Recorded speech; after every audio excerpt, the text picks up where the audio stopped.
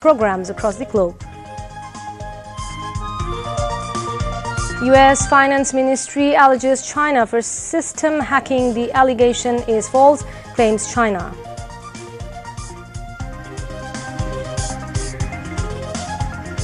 And at Mirpur BPL cricket, Khulna Tigers beat Chittagong Kings by 37 runs in the first match of the day.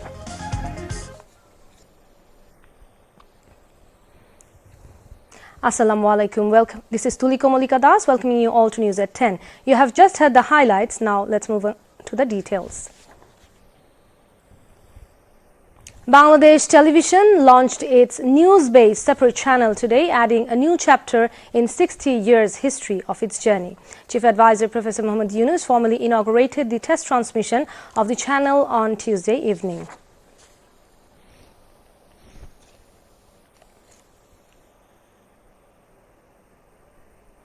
আমি আজ বাংলাদেশ টেলিভিশনের স্বতন্ত্র সংবাদ channel BTV news July গণঅভ্যুত্থানের বীর শহীদদের স্মৃতির উদ্দেশ্যে উৎসর্গ করছি। একই সঙ্গে বিটিভি নিউজের টেস্ট ট্রান্সমিশনের শুভ উদ্বোধন ঘোষণা করছি। In a video message, Chief Advisor hoped that BTV News will move forward holding the spirit of the mass uprising of 2024. It will also move ahead to disseminate neutral and objective news. বাংলাদেশকে বিশ্বের কাছে ইতিবাচকভাবে তুলে ধরার পাশাপাশি BTV news অপতথ্য এবং গুজবের বিরুদ্ধে শক্তিশালী ভূমিকা রাখবে এবং তথ্যবহুল বিশ্লেষণধর্মী সংবাদ পরিবেশন করবে, এটাই আমার প্রত্যাশা।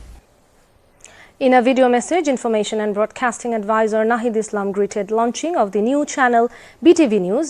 He said BTV News will act as voice of mass people and work to build a new Bangladesh.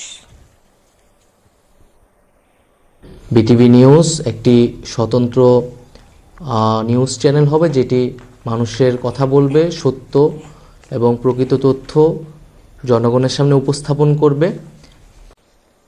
সংবাদের চাহিদা কিন্তু এখন অনেক বেড়েছে। একটি বিনোদনমূলক অনুষ্ঠান এবং একটি দ্রুত সংবাদ পাওয়ার মধ্যে এখন আর কোনো ফারাক নেই। মানুষ কখনো কখনো সংবাদ বা সংবাদভিত্তিক আলোচনাকে একটি বিনোদনমূলক সাংস্কৃতিক অনুষ্ঠানের চেয়ে অনেক ক্ষেত্রে আগ্রহ প্রকাশ করে বেশি।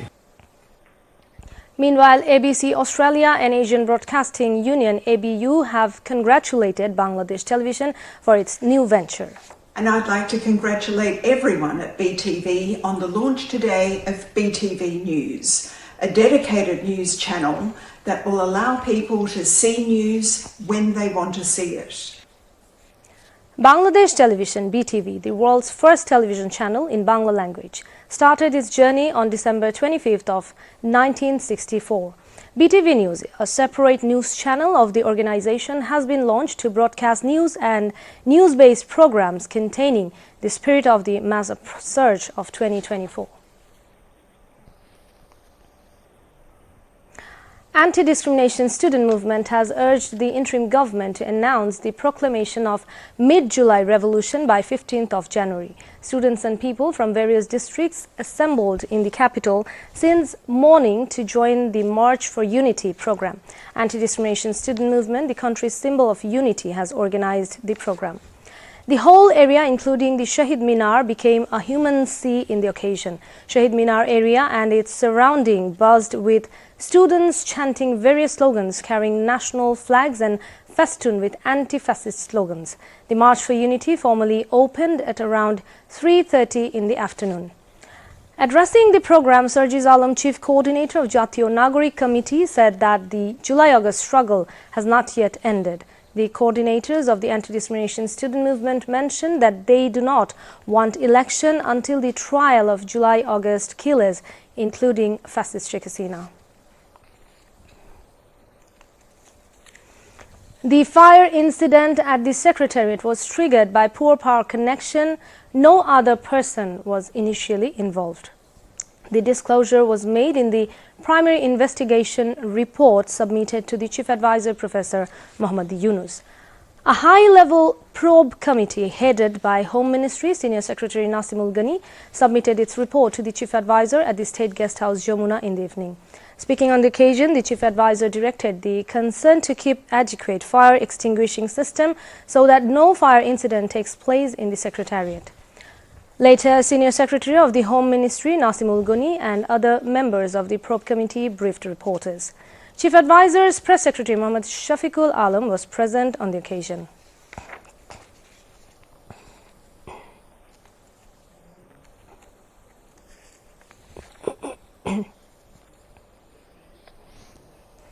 একাধিক টিম কাজ করেছে, তার মধ্যে বুয়েটের একটা বিশেষজ্ঞ দল ছিল, দমকল বাহিনীর তাদের যারা ফায়ার হ্যান্ডেল করেন তারা তাদের এক্সপার্ট ছিল, সেনাবাহিনীর থেকে তাদের বম্ব স্কোয়াড ছিল এবং তাদের বিশেষায়িত কুকুরগুলো ডগ স্নিফার ডগস তারাও কাজ করেছে, পুলিশ বাহিনীর থেকে সিআইডির থেকে তারা কাজ করেছে।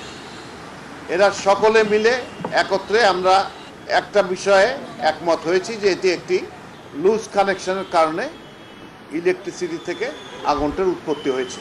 এটা হলো প্রাথমিক আমাদের অনুসন্ধান এবং এতে এখন পর্যন্ত কোনো রকমের অন্য কোনো ব্যক্তির কোনো সংশ্লিষ্টতা আমরা খুঁজে পাই নাই। আগুনের সূত্রপাতটা সময়টা 1:32 থেকে 1:39 মিনিট। আগুনের সূত্রপাতটা একটা নির্দিষ্ট সময় নয়, 7 মিনিট ধরে আস্তে আস্তে স্পার্কের মাধ্যমে যে এই জায়গাটা আগুন লাগে সেই জায়গাটা আস্তে আস্তে হটেড হয়েছে, গরম হয়েছে। কয়েকবার করে টেস্ট করে আসলে আমরা কোনো ধরনের এক্সপ্লোসিভ ব্যবহার করার মতো কোনো ধরনের সংশ্লিষ্টতা আমরা দেখি না। ফায়ার সার্ভিস সিভিল ডিফেন্স থেকেও যে নমুনাটা আমরা পেয়েছি এই নমুনা তো আসলে কোনো ধরনের এক্সপ্লোসিভ কন্টেন্ট বা যাতে কোনো কিছু ছিল না। আর এই ভবনটিতে alarm detector system, control panel এবং অটো স্প্রিংলারের ছিল না। ফ্লোরে যে হোস পাইপ সিস্টেম ছিল সেগুলি কোনোটা কাজ করেছে, আবার অনেকগুলি নজল রেইন ছিল। সচিবালয়ে এইরকম কোনো ফায়ার আর যেন না ঘটে এবং সেটার জন্য যত রকমের ব্যবস্থা নেওয়া যায় সেই ব্যবস্থাগুলোর জন্য আমরা নিতে পারি সে বিষয়ে উনি সবাইকে বলেছেন এবং বিশেষজ্ঞ মণ্ডলী স্যারকে জানিয়েছেন যে না, তারা তাদের ফাইনাল রিপোর্টে এই পুরো বিষয়গুলো থাকবে। Chief Advisor Professor Muhammad Yunus today paid rich tribute to former Indian Prime Minister Manmohan Singh, who died last week. Professor Yunus visited the Indian High Commission in Dhaka and placed a wreath at the portrait of the late Indian ex-Prime Minister. He also wrote a message of mourning in the condolence book opened at the Indian missions. India is observing a 7-day mourning for its late former Premier. Indian High Commissioner Pranay Kumar Verma received Dr. Yunus at the High Commission at Baridhara at 11:30 a.m. The Chief Advisor spoke briefly with the High Commissioner and shared his memories with his long-time friend Manmohan Singh. How simple he was, how wise he was, he said, recalling his friendship with the late Indian former Prime Minister.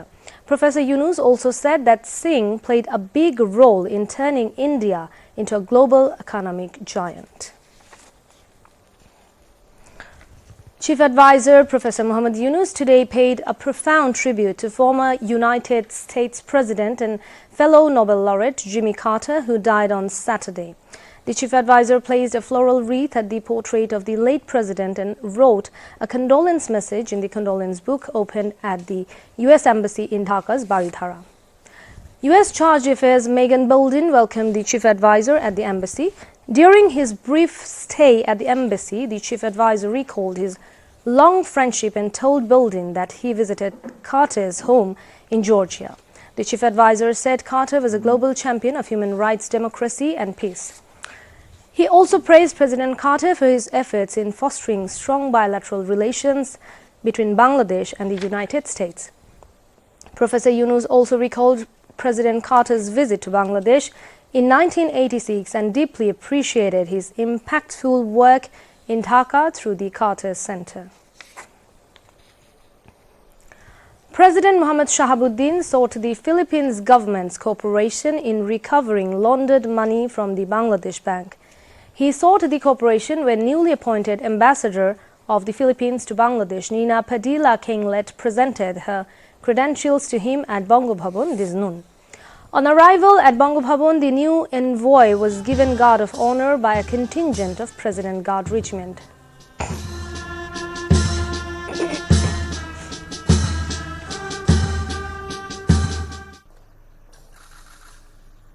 Welcoming the new ambassador, President Mohammad Shahabuddin said Bangladesh attaches great importance to its relations with the Philippines.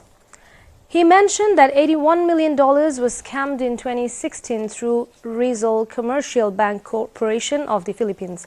Thanking the Philippines government for the recovery of $15 million, the president expressed hope that the Philippines government would continue its cooperation to recover the rest of the money. President Mohammad Shahabuddin requested the Philippines to support Bangladesh's application for ASEAN Sectoral Dialogue Partnership. He sought the Philippines' cooperation for repatriation of the forcibly displaced Rohingyas to their homeland. During the meeting, the new ambassador of the Philippines sought the president's cooperation in discharging his duties. President's Military Secretary Major General Muhammad Adil Chaudhry, Press Secretary Muhammad Sarar Alam and Foreign Secretary Muhammad Jashimuddin were present. The month-long 29th Dhaka International Trade Fair DITF 2025 is set to begin tomorrow. Chief Advisor Professor Muhammad Yunus will inaugurate the fair at the Bangladesh-China Friendship Exhibition Center in Purbachal. Commerce Advisor S.K. Bashiruddin disclosed these at a press conference held on the premises of the exhibition center today.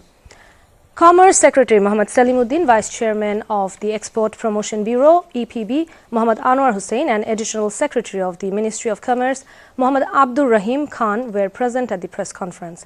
Like the previous years, the Ministry of Commerce and the EPB have jointly been organizing the fair.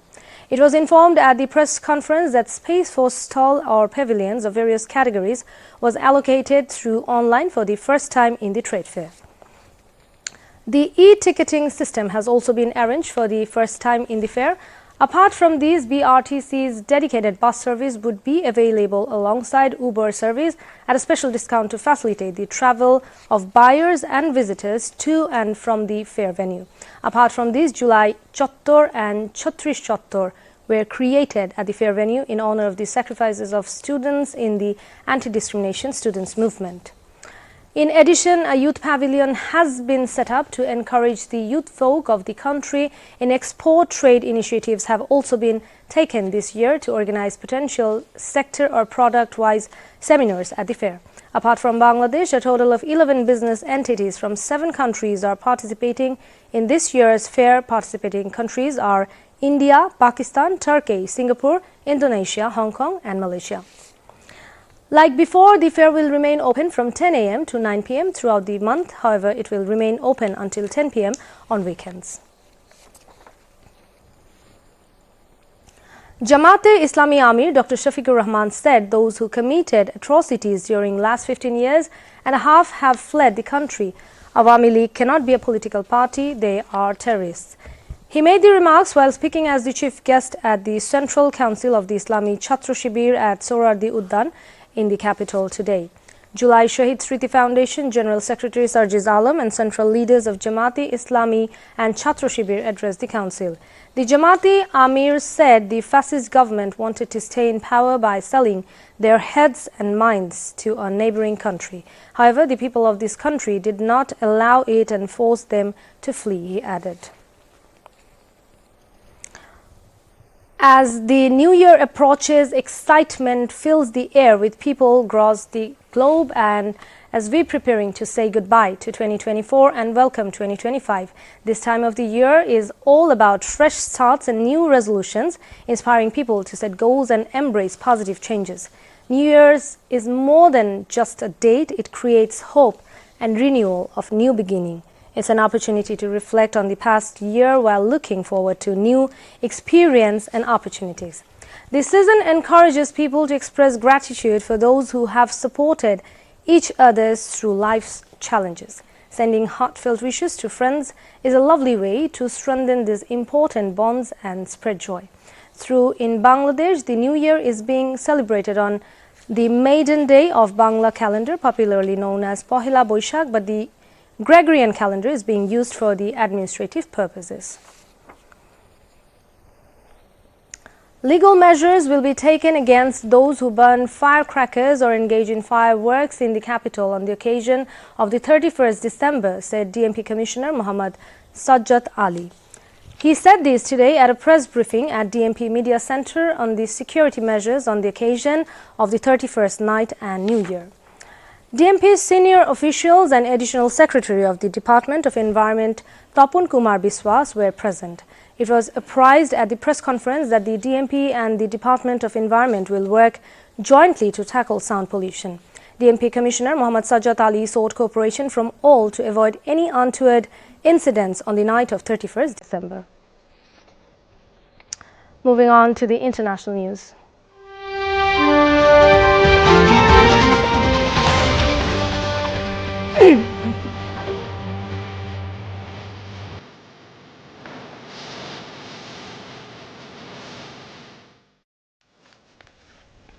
Chinese state-sponsored hackers breached the U.S. Treasury Department's computer security guardrails this month and stole documents in what Treasury called a major incident, according to a letter sent as U.S. lawmakers. The hackers compromised third-party cybersecurity service provider Beyond Trust and were able to access unclassified documents, the letter said. According to the letter, hackers gained access to a key used by the vendor to secure a cloud-based service used to remotely provide technical support for Treasury departmental officers and users. With access to the stolen key, the threat actor was able to override the service's security, remotely access certain Treasury, do user workstations, and access certain unclassified documents maintained by those users. A spokesperson for the Chinese embassy in Washington rejected any responsibility for the hack, saying that Beijing firmly opposed the U.S.'s smear attacks against China without any factual basis.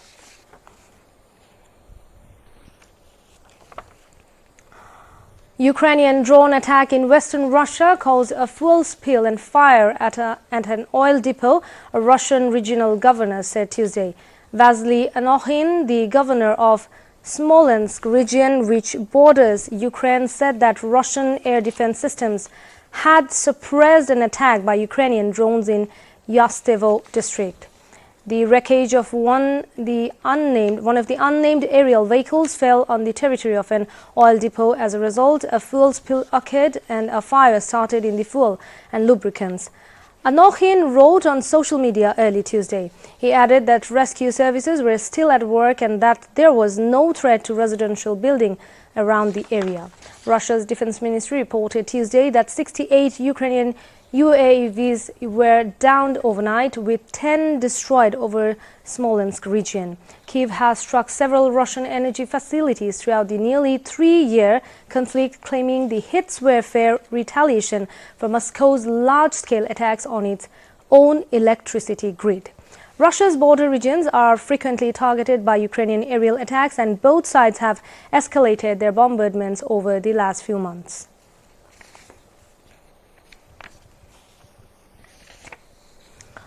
Holding elections in Syria could take up to 4 years, Syria's de facto leader Ahmed al-Sharaa said in remarks broadcast on Sunday, the first time he has commented on a possible electoral timetable since Bashar al-Assad was ousted this month.